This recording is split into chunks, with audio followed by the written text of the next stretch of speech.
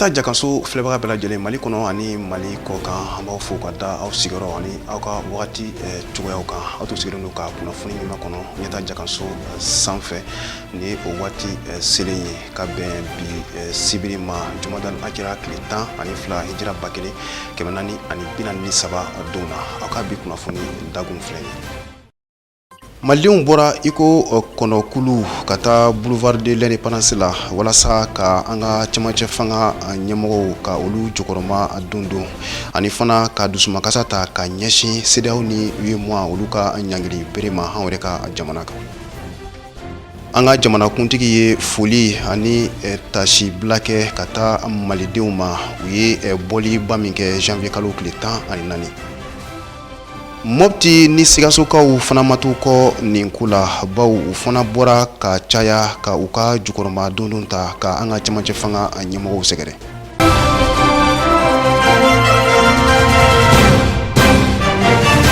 Janvier kalo tile 14 san 2022 u bɛna to Mali tarikiw la bada baw malidenw bɔra iko kɔnɔkulu ka taa boulevard de l'indépendance la ka kɛɲɛ ni an yɛrɛ ka jamanakuntigi ka wele ye ka ɲɛsin malidenw ma u ka bɔ kana cɛmancɛ fanga ɲɛmɔgɔw jukɔrɔma dondon ani fana ka u ka dusumakasa yira ka ɲɛsin CEDEAO ni UEMOA ka ɲangili bere ma an yɛrɛ ka jamana kan. O hukumu de kɔnɔna na anw ka marabolo ɲɛma Dr Shogɛl Kokala Mayiga ani a ka gouvernement an bɛɛ lajɛlen u kɔni kun bɛ nin kɛnɛ in kan walasa ka anw ka jamanakuntigi ka cikan lase jamanadenw ma. Tɛnɛn ta tɔgɔ la Ali Kulubali ani Salifo Ɲare an ka jɛ ka u ka bolonɔbila lajɛ ɲɔgɔn fɛ. Ka kɛ ni CEDEAO farafina kilebiyanfan jamanaw olu ye lasigi min kɛ janvier kalo tile 9 ka ɲagaliw ta ka ɲɛsin faso Maliba ma ni cɛmancɛ fanga ma ɲɛma Asimi Goyita ye wele bila fasoden bɛɛ lajɛlen ma maaw ka bɔ fo ka taa se maliden bɛɛ lajɛlen kɔnɔma fɛn min ye juma n'u bɛnna janvier kalo tile 14 kɔnɔna Mali fan bɛɛ lajɛlen fɛ maaw bɔla ka Bamako yɛrɛma hɔrɔnya tamasiyɛn yɔrɔ la fasodenw bɔla i n'a fɔ diden kulu o de hokumu kɔnɔna na sa fɛn min ye Asimi Goyita ale ka kuma lasela kɔni ye fasodenw fo Asimi Goyita ani cɛmancɛ fanga ma bɛɛ lajɛlen kɔni tɔgɔ la ka jira k'a fɔ fɛn ye Asimi Goyita kunkilenna kelen min b'a la ka faso jɔ k'a ɲɛ ani k'a bila sira ɲumanw kan sariyaw bɛɛ lajɛlen kɔnɔna na. An ka jamana ɲɛmɔgɔ ko k'a fɔ ye ko miliyɔn kelen b'a la o ye ka fanga di sibiliw ma ka kalata organiser ka ɲɛ k'a sɔrɔ mankan ma bɔ a la.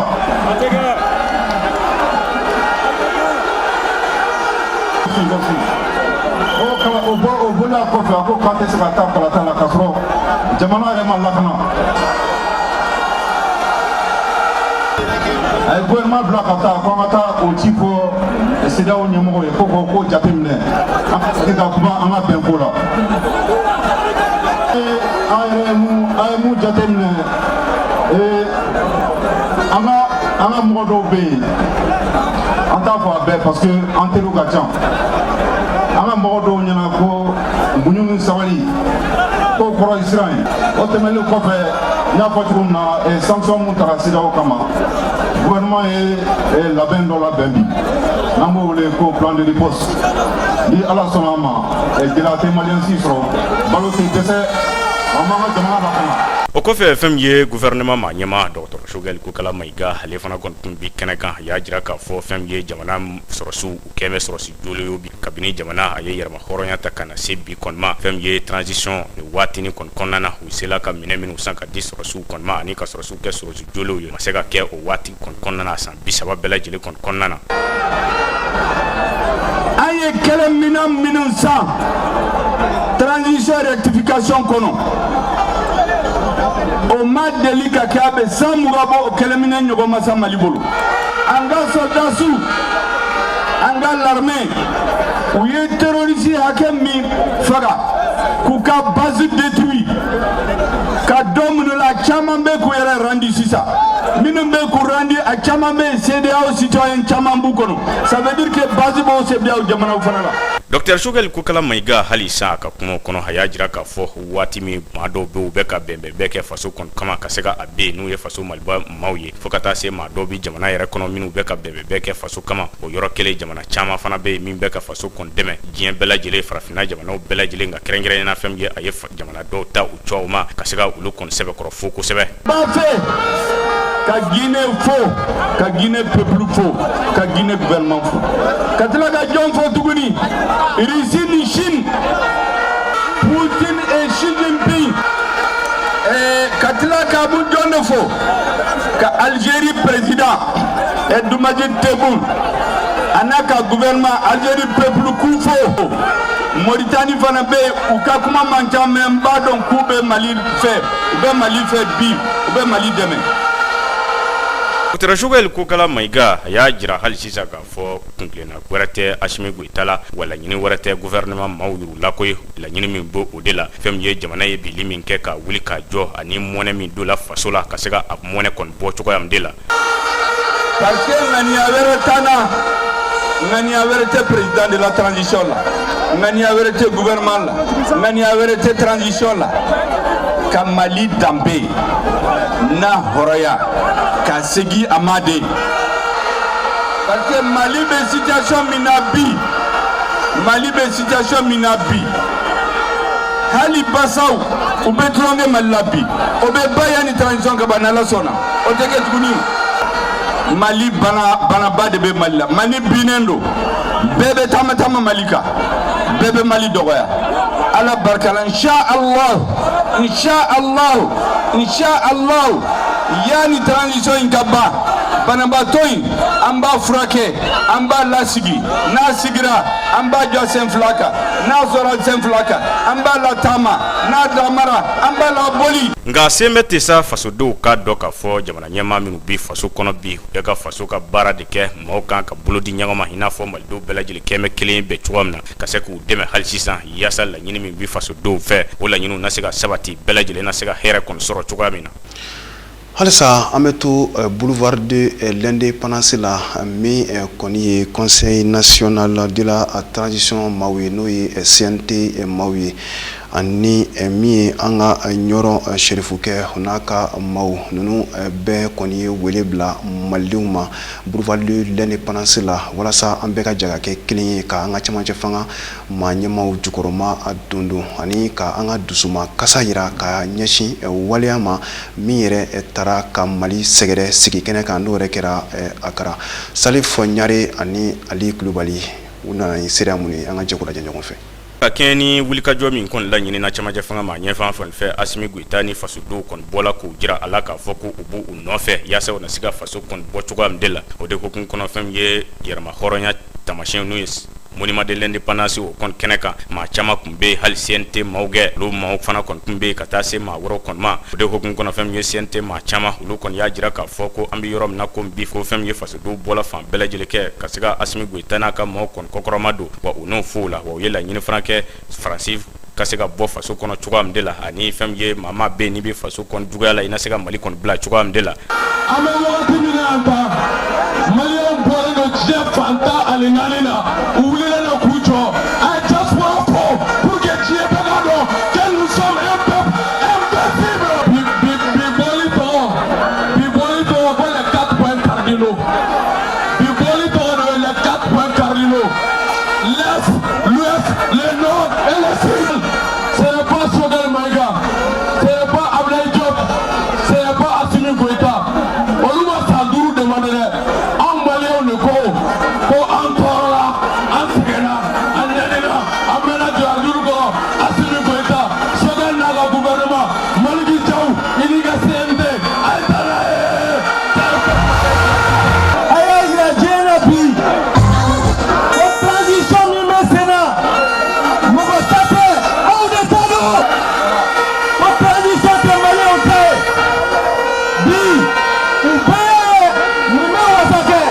O kɔfɛ fɛn min ye jago magobatigiw fo ka taa se Buye Hayidara ale ka maaw kɔni ma olu bɛɛ lajɛlen kɔni kumana ani ka taa se fasoden ɲɛnama wɛrɛw kɔni ma bɛɛ lajɛlen kɔni bɔla nka u bɛɛ lajɛlen y'a jira k'a fɔ fasodenw ye ko min kɛ bi u y'a jira bi k'a fɔ ko olu jɔlen don u jɔlen ka to hali sisan faso mɔnɛ min donla la a mɔnɛ na bɔ ni masaw tala sɔnna ma a Buye Hayidara ale ka maaw kɔni y'a jira k'a fɔ fɛn min ye sirifikɛ a y'a jira k'a fɔ a kɔni jɔn bɛ hali sisan yaasa cɛmancɛ fanga a na se ka hɛrɛ kɔni sɔrɔ cogoya min ani a na ban hɛrɛ ani badela fasodenw ka laɲini kɔnɔna na. Ɲini Ala fɛ o don de sera bi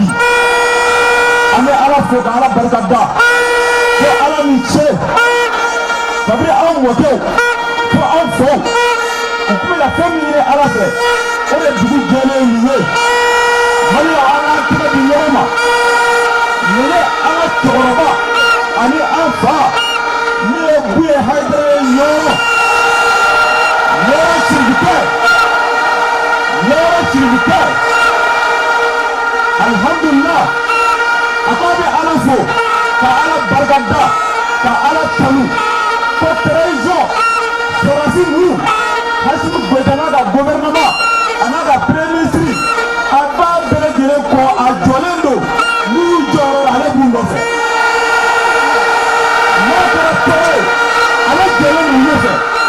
n'a kɛra hɛrɛ ye ale jɔlen don kɔfɛ. Mali bɛɛ ɲɛ b'a la Mali jigi dalen b'an bɛɛ kan.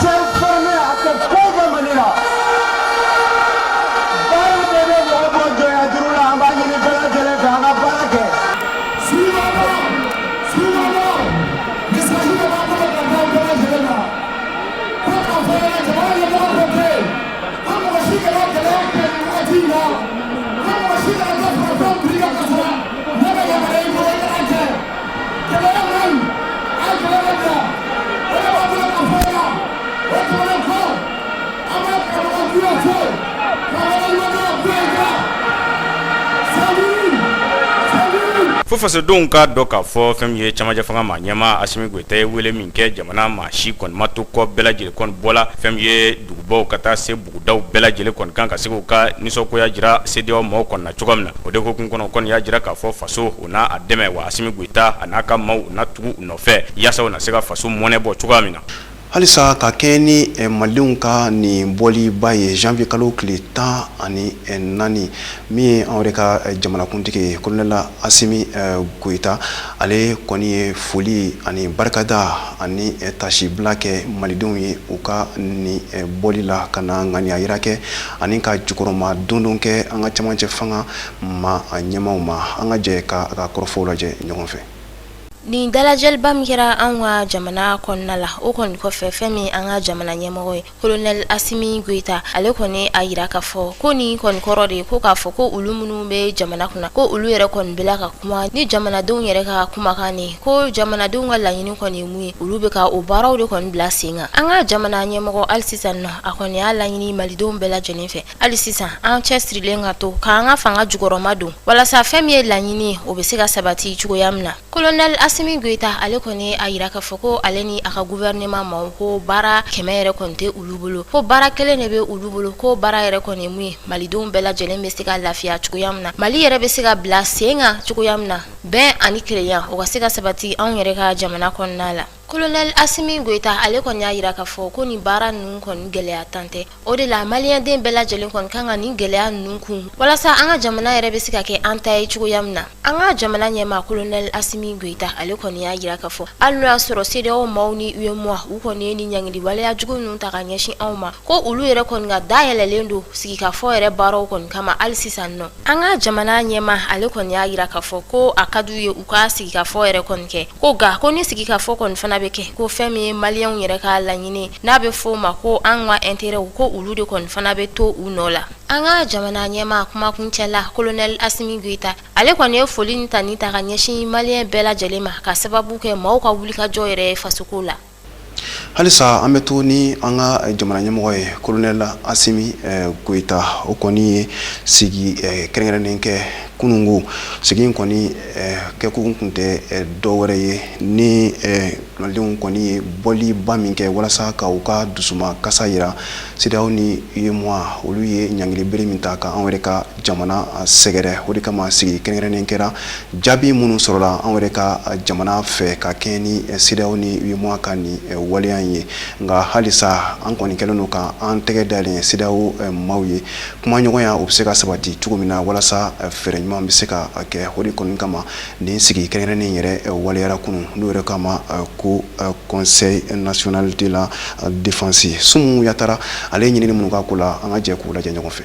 Ni labɛn mun bilala sen kan CEDEAO ale ni UEMOA jɛkulu ka gɛrɛntɛ ka ɲɛsin an ka jamana ma janvier kalo tile 9 san 2020 yaasa an ka jamana finitigilakaw olu bɛ se ka gɛrɛntɛ kɔni kunbɛ ka ɲɛ. O laseliw kɛra an ka ministre de l'administration territoriale maa ɲɛmaa fɛ ni a tɔgɔ ye colonel Abdoulaye Meiga. A ko gouvernement maaw u ye laseliw kɛ ani hakilidiw kɛ ka kɛɲɛ ni gɛrɛntɛ mun ɲɛsilen don an ka jamana kɔni ma. Gɛrɛntɛ mun tɛ bɛn adamadenya yɛrɛ hakɛ la gɛrɛntɛ mulu fana tɛ bɛn sariya kɔnɔ nka a bɔra CEDEAO maaw ni UEMOA jɛkulu maaw ni yɔrɔ de la. Olu ka fɛɛrɛ fɔlɔ ka gɛrɛntɛ kunbɛn o de ye maliyɛnden mɔgɔ bi koba mulu la teliyala ni adamadenya yɛrɛ ti taa a ko k'olu bila sen kan fɔlɔ kɛrɛnkɛrɛnɲɛna baloko nasiraya kan. O mana bɔ yen nɔ diplomasi baara hukumu kɔnɔna na an ka maa kalalen mulu bɛ jamana kɔ kan jamana yɛrɛ dankun baaraw jateminɛ na an ka jamana sɔrɔ olu jateminɛ na ani jamana yɛrɛ ka nafa sɔrɔ siraw n'u ye ɲɛ sɔrɔ o bɛɛ lajɛlen na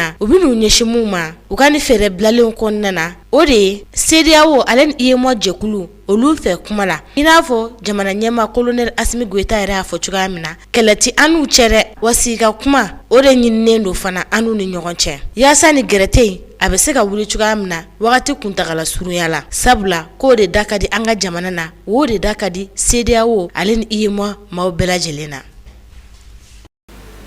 Mali fan bɛɛ lajɛlen fɛ Mali denkɛ ɲumanw ni Mali denmuso ɲumanw kɔni bɔra iko kɔnɔkulu ka u ka dusumakasa yira ka ɲɛsin CEDEAO ni UEMOA ka ni waleya in ma u ye waleya min ta ka an yɛrɛ ka jamana sɛgɛrɛ n'o yɛrɛ kɛra sigi kɛnɛ kan janvier kalo tile 9 Ghana yɛrɛ faba la Akara o de kama mɔbitikaw ni sigasokaw olu ma to kɔ cogosi la ni ko la baw fana bɔra ka caya kosɛbɛ ka u ka jukɔrɔmadɔnw ta ka ɲɛsin an ka cɛmancɛ fanga ma ɲɛmaw ma ani ka u ka nisɔngoya yira ka ɲɛsin CEDEAO ni UEMOA ka ɲangilibere ma an yɛrɛ ka jamana kɔnɔna na an ka jɛ ka an ka lasigiden minnu bɛ an ka région kɔnɔnaw la an ka jɛ ka olu ka baara kɛlen lajɛ.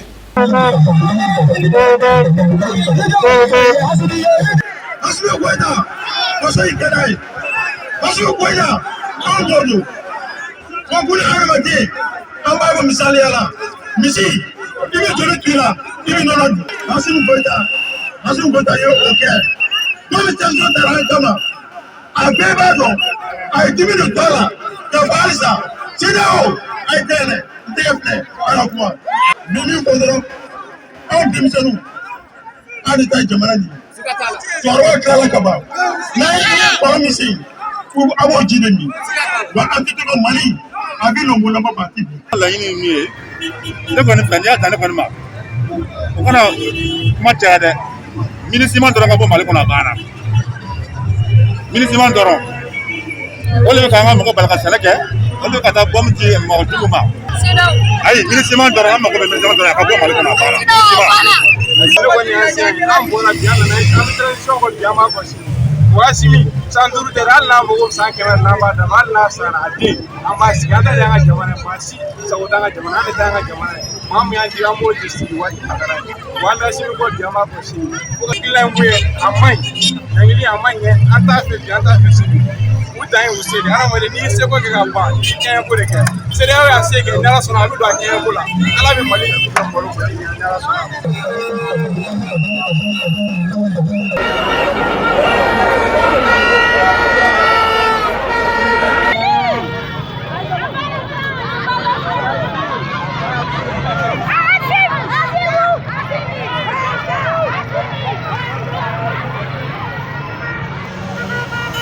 ne kɔni bɔkun ye mun ye o ye ka na an ka transition soutenir u bɛ laɲini min na ala k'a ɲɛ u bolo u bɛ baara min na ala ka a kɛ u la laɲini ye an ka laɲini o ye wa an bɛ min f'u ɲɛna u kana segin u kɔ dɛ u ka ko in sɔn fa dan CEDEAO ye san 5 min fɔla k'a kɛ san 10 ye transition kɛ san 10 kɛ Mali kunna u bɛ baara nɔ k'a waleya o ne ka laɲini ye. An b'an ka Assimi Goïta fɛ an b'an ka agent fɔ su ni tile mɔgɔ mɔgɔ de faratira Mali la État bɛ tugu bɛɛ ka fara an na k'an to an ka Mali bolo an k'an ka transition kɛ an sago ma an ka traité cɛra an ka traité muso la an b'an ka agent de dɔn a n'an ka Assimi Goïta Francis saya ka di an n'o balo ye bi o ka bɔ an ka vie la an k'an yɛrɛ ta an ta y'an yɛrɛ bi o k'an to yen an balo b'an bolo an ka fɛn bɛɛ b'an bolo.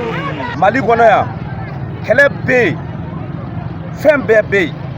i y'a faamuya franchement foyi ɲɛnabɔ olu tilala k'a kɛ k'u bɛna embargo kɛ Mali la yan u ma se ka kɛlɛ ɲɛnabɔ est ce que u bɛ se ka embargo yɛrɛ ban wa ne kɔni bɛ min ɲini fɛ sɔrɔdasiw ninnu fɛ yen i y'a faamuya u ka hakili to population na dɔrɔn na population de bɛ o kɔ dɛ politique mɔgɔ t'u kɔ français t'u kɔ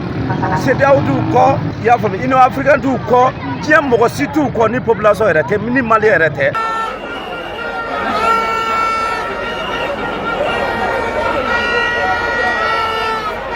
nin bɛ dansigi aw ka bi kunnafoni wɔlɔlali kɛnɛ kan bamanankan na ɲɛmɔgɔyaso ye min fara ɲɔgɔn kan k'a di an ma an ka se ka laseli k'aw ye halisa an kɔni bɛ jɛ de ka malidenw wele an ka jɛ ka kɛ cɛ kelen ye an ka cɛmancɛ fanga ma ɲɛmɔgɔw kɔfɛ walasa ka se ka u dɛmɛ nin baara la bawo jamana in a bɛ anw de taya la maa si tɛ bɔ yɔrɔ wɛrɛ la ka na an ka jamana jɔ an mana jamana hakilina min ta o de bɛ kɛ ka jamana jɔ k'a yira tubabuw la ani mali jugu minnu bɛ yɔrɔ wɛrɛw la mali tɛna kɛ u sago ye bi a tɛna kɛ u sago ye sini an b'a fɔ aw kan mɛn waati wɛrɛ ni ala sɔnna ma.